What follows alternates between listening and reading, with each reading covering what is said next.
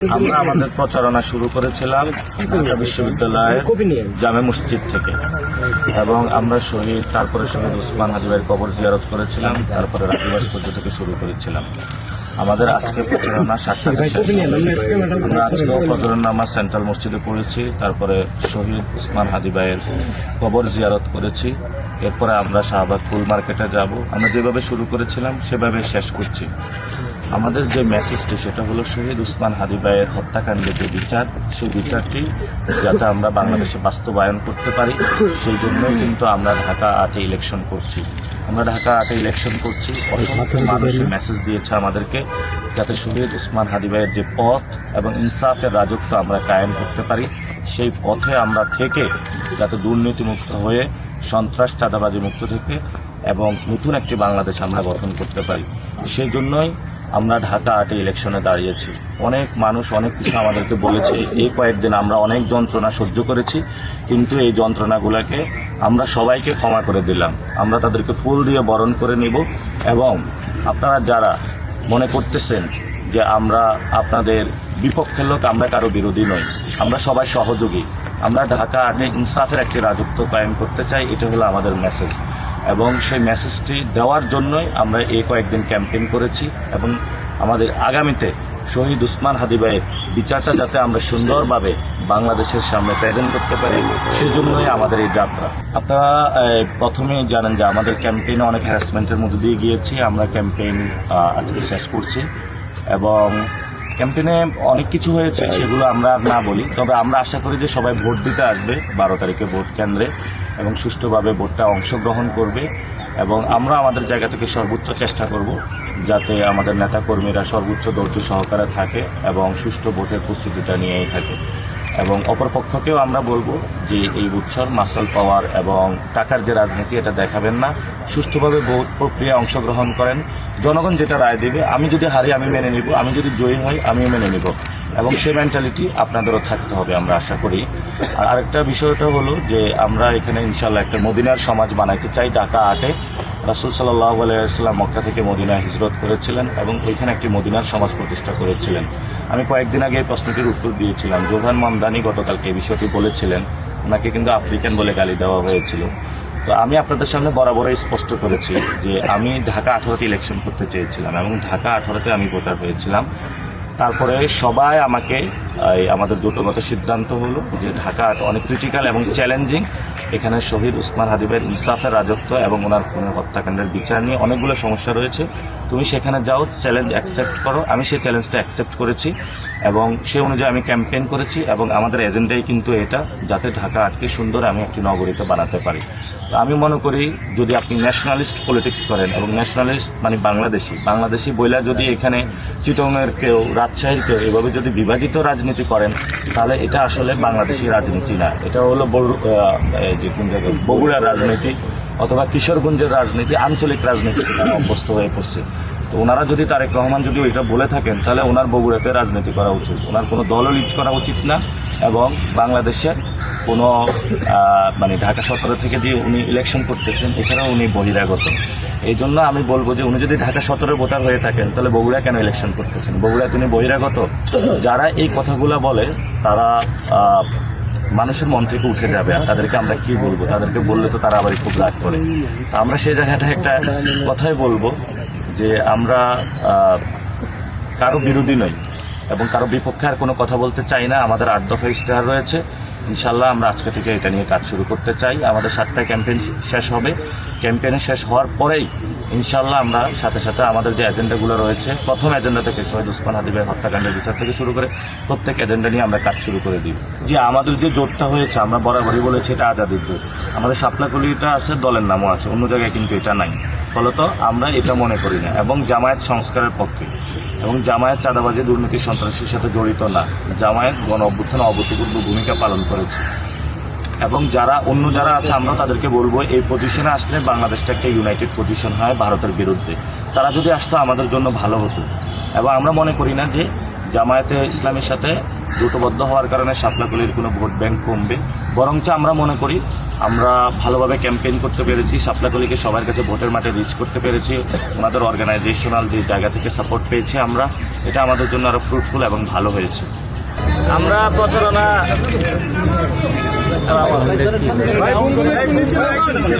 আসসালামু আলাইকুম প্রিয় সাংবাদিক ভাইরা, আমরা প্রচারণা শুরু করেছিলাম ঢাকা বিশ্ববিদ্যালয় কেন্দ্রীয় জামে মসজিদ নামাজ পড়া এবং শহীদ ওসমান হাদি ভাইয়ের কবর জিয়ারত। আজকে শেষ করলামও এখানেও। আমরা মনে করি যে আমাদের এটা সৌভাগ্যের বিষয়, যেভাবে শুরু করতে পেরেছি সেভাবে শেষ করতে পেরেছি। এবং আমরা বিভিন্ন জায়গায় গিয়েছি, পিজি হসপিটালে গিয়েছি, ওনাদের অনেকগুলো সমস্যা পেয়েছি, ওনাদের হোস্টেল নাই, ঢাকা ভার্সিটি গিয়েছি, অনেক সমস্যা পেয়েছি, বিভিন্ন জায়গায় অনেক সমস্যা পেয়েছি। ইনশাল্লাহ আমাদের এখন হলো সমস্যা সমাধানের চেষ্টা করতে হবে এবং সমস্যা সমাধানের পালা। গতকালকে গিয়েছিলাম হরিজন সম্প্রদায়ের কাছে, অনেক দুঃখ কষ্ট আছে, তাদের ভূমি নাই, চাকরি নাই এবং তাদের হলো উচ্ছেদ করে দেয় এক এক সময় বিভিন্ন জায়গায়। অনেক মানুষের কষ্ট শুনেছি এবং বিভিন্ন পুরো বাংলাদেশের থেকে মানুষ এসে এখানে বলতেছে ভাইয়া আমি যদি ঢাকা 8-এর ভোটার হইতাম, এবং এটা আসলে আমাদের অনেক বড় পাওয়া। অনেকে বলতেছে যদি সুযোগ পাইতাম তাহলে ঢাকা 8-এর ভোটারটা শেষ করতাম।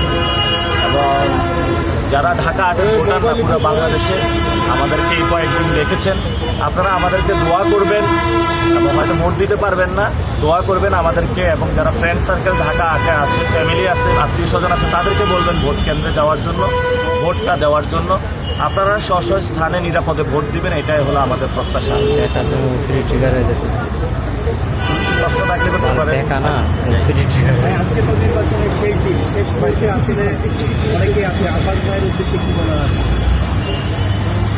শেষ মুহূর্তে যেটা বলবো সেটা হলো আমাদের এখানে কেউ প্রতিদ্বন্দ্বী আমরা কারো নই বা কেউ নই, আমরা সবাই ভাই ভাই। তবে শর্ত একটাই, সন্ত্রাস, চাঁদাবাজি এবং দখলমুক্ত যারা আছে তারাই আমাদের ভাই। বাকিদেরকে আমাদের সংশোধন করতে হবে এবং পুনর্বাসন করতে হবে। সেটা একটা কষ্টসাধ্য প্রক্রিয়া, 50 বছরের প্র্যাকটিস তো সহজে হাল ছাড়া যায় না। এই জন্য বাংলাদেশে যখন প্রথমে টয়লেট এসেছিল, বাংলাদেশের মানুষ অনেকে ওয়াশরুমে যেত না, বাইরে ওয়াশরুম করতো। তো এটাতে অভ্যস্ত করানোর জন্য প্রথমে যখন এনজিওগুলো ওয়াশরুম নিয়ে আসে, এটাতে অনেক এডুকেশন করতে হচ্ছে তাদের। তো যারা এই ধরনের চাঁদাবাজি, সন্ত্রাসী 2 নম্বরই করে, তাদের হলো ওই ওয়াশরুমের অবস্থা। এদেরকে এডুকেট করতে হবে আমাদেরকে, যাতে এরা ভালোভাবে ওয়াশরুমে যায়।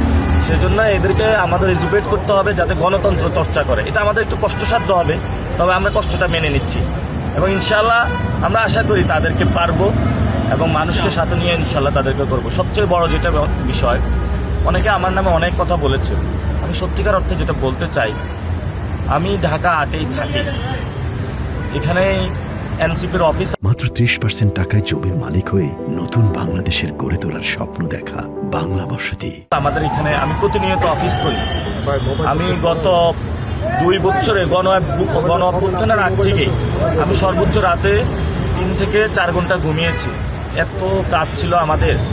গত 18 মাসে আওয়ামী লীগের অনেকগুলো মুভমেন্ট হয়েছিল, সেগুলো ট্যাকল দিতে হয়েছে।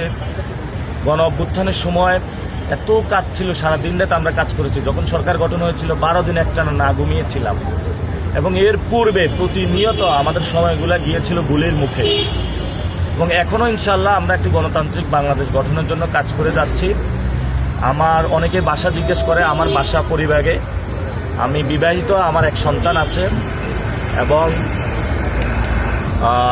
আপনারা তো জানেন আমি ঢাকা ভার্সিটি থেকে পড়াশোনা করছি এবং আমি এখানে এসেছি ওসমান হাদি ভাইয়ের হত্যাকাণ্ডের বিচার এবং সবাইকে একটা সুস্থ শিক্ষা ব্যবস্থা, একটা স্বাস্থ্য ব্যবস্থা দেওয়ার জন্য। তো আপনারা কারো প্ররোচনায় অথবা কোনো প্রচারণায় বিভ্রান্ত হবেন না। তো আমার তো সব কিছু ইলেকশন কমিশনে দেওয়া আছে, তাহলে আমার বাসাটা খোঁজার মানে কি? এটা তো নিশ্চয় উস্কানি দেওয়া। এবং আমি যে জায়গায় থাকি ওইখানে গিয়ে আমাদের একটা ক্যাম্প ছিল, সেখানে হলো চাপাতি দিয়ে 4 জনকে আহত করেছে গতকালকে। পরবর্তীতে আমরা শাহবাগ থানায় মামলা করেছি এবং সেই মামলা অনুযায়ী প্রসিড হবে ইনশাআল্লাহ। তো সবার উদ্দেশ্যে শেষ বার্তা যেটা, আমি অনেক টাকার মালিক হইতে পারতাম। বাংলাদেশের যে দুর্নীতি সিস্টেম, বিএনপির অনেকে যারা ইলেকশন করতেছে আমি চিনি, জানি তাদেরকে। কেউ বাস দখল করেছে, কেউ ট্রাক দখল করেছে, কেউ বন্দর দখল করেছে, বিভিন্ন জায়গায় আওয়ামী লীগের সম্পত্তিগুলো তারা লোপাট করেছে, চাঁদাবাজি করেছে, অসংখ্য বাংলাদেশি লুটপাট চালিয়েছে। আমি 1 টাকা দুর্নীতি করি নাই, কোনো চাঁদাবাজি, সন্ত্রাসী কোনো কিছুর সাথে জড়িত হয় নাই। খালেস মনে রাজনীতিটা করতে আসছি, আমি আমৃত্যু রাজনীতি করে যাব। আমি যদি রিক্সা চালাইতে হয়, আমার যদি রাস্তার পাশে দোকান দিতে হয়, যদি প্রয়োজন হয় তাও করব, কিন্তু কখনো আমি দুর্নীতি, চাঁদাবাজি, সন্ত্রাসের সাথে জড়িত হব না। এটা আমার মানুষের কাছে কমিটমেন্ট। আমি এক আল্লাহ ছাড়া কাউকে ভয় পাই না, যেই যতই করুক না কেন। ইনশাল্লাহ আমরা যদি জয়ী হই, যেভাবে মানুষের পাশে থাকবো, আমরা যদি জয়ী না হই সেভাবে মানুষের সাথে থাকবো। সেটা আল্লাহ কোরআনে বলেছেন, ওয়াতুইজ্জু মান তাশা ওয়া তুযিল্লু মান তাশা। তিনি যাকে ইচ্ছা সম্মানিত করেন, যাকে ইচ্ছা লাঞ্ছিত করেন। সবকিছু আমরা আল্লাহর কাছে সুপর্দ করলাম। আল্লাহ যদি চায় সম্মানিত করবেন, আল্লাহ যদি চায় লাঞ্ছিত করবেন। তো সেই জায়গাটা আমরা জনগণের হাতে ছেড়ে দিলাম। আপনারা যারা ঢাকা ৮ আসনের ভাই এবং বোনেরা আছেন, আপনাদের কাছে প্লিজ রিকোয়েস্ট, আপনারা এমন একজন মানুষকে বেছে নেবেন যে ঢাকা ৮টা গঠন করতে হবে, বাংলাদেশের পরিবর্তনের ডাক দিতে পারবে। এমন কাউকে চয়েস করবেন না যে মানুষটা আপনার সন্তানের প্রতিষ্ঠানকে দখল করবে। এমন কাউকে চয়েস করবেন না যে মানুষটা আপনার মা বাবার চিকিৎসার জন্য যে হসপিটালে যাবেন, সেই হসপিটালে সিন্ডিকেট গঠন করে রাখবে। এমন মানুষটাকে চয়েস করবেন না যেই মানুষটা আপনি যে নিরাপদে ব্যবসা করতে যাবেন সেটা আপনাকে বাধা দিবে। এমন কাউকে চয়েস করবেন না যেই জমিদার হবে, জনতার এমপি হবে না।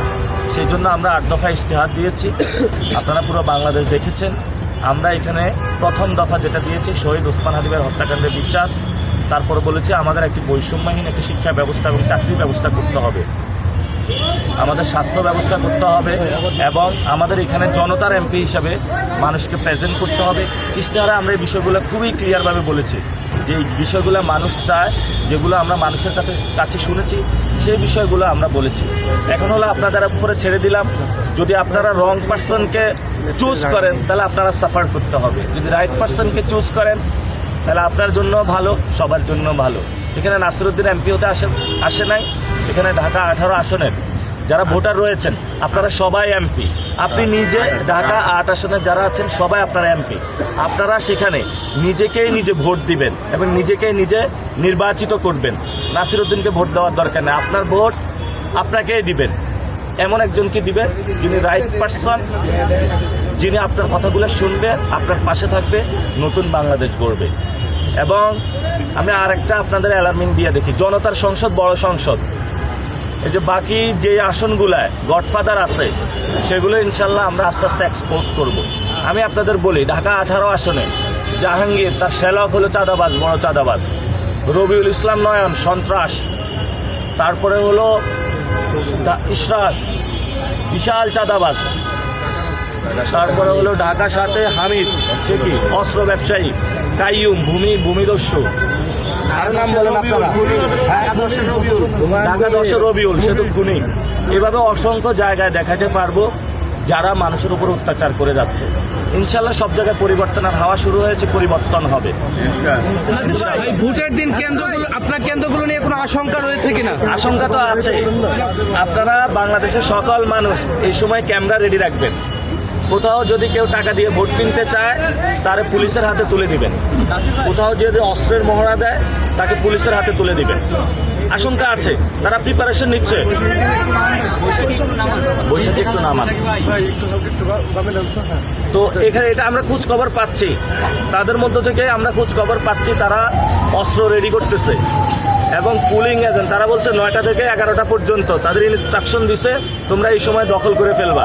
তারপরে নাসিরউদ্দিন পাটোয়ারি যখন হারার ভয় দেখবে তখন তোমরা সবাই দখল করে ও বসে যাবে। অনেক প্ল্যান করতেছে। আল্লাহ কোরআনে বলেছেন ও আমাকারু আমাকারুল্লাহ, তারা অনেক ষড়যন্ত্র করে, কিন্তু আল্লাহ তাআলা সবচেয়ে বড় হলো প্ল্যান করে। আল্লাহ তাআলা সবচেয়ে তাদের মানে সকল ষড়যন্ত্র নস্যাৎ করে দেবেন ইনশাআল্লাহ। চাইতে পারবো না, দোয়া করবেন সবাই।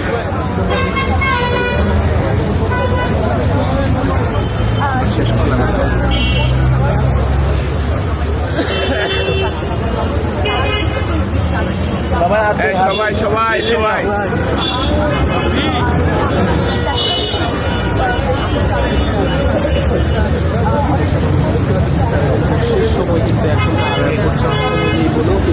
এখন আর ভোট চাওয়া যাবে না আপু,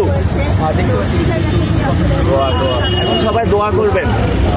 ওই আপুরা আসছিল যে সবাই আমি দাঁড়িয়েছি, ভাই দোয়া করবেন।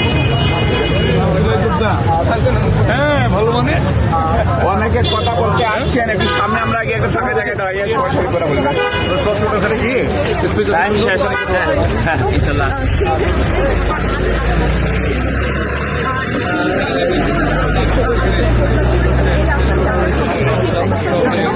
সেই সমস্যা সমাধান হবে না, টানাটানি করতেছে কেন?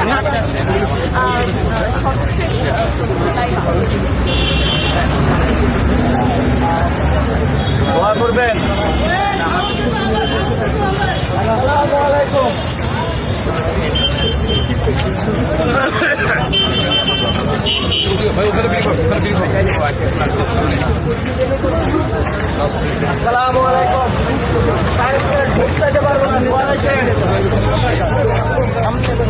দোয়া করবেন।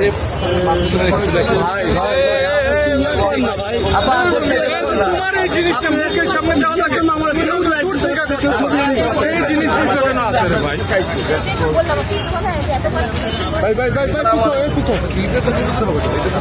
আসসালামু আলাইকুম। সালাম শুধু সালাম। আসসালামু আলাইকুম।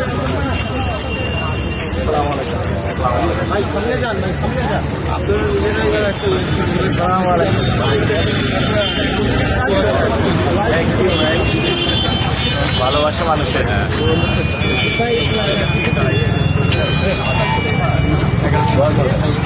ভাইয়া আমি কিন্তু আগের বললাম না, just আপনার অনেক বিক্রেতা রয়েছে সাধারণ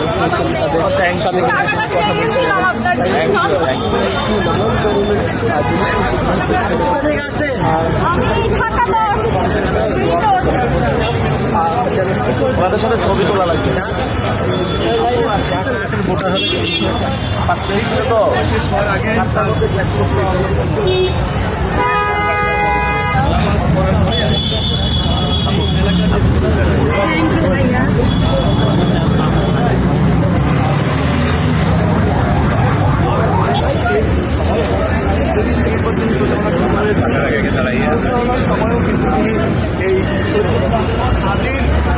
যে খবর জিয়ারতের মাধ্যমে শুরু করেছিল এবং কাজ শেষে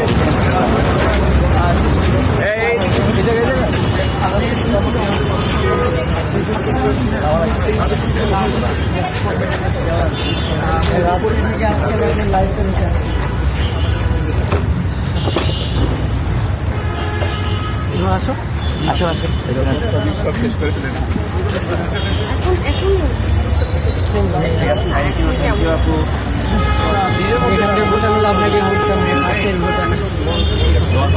আপনাকে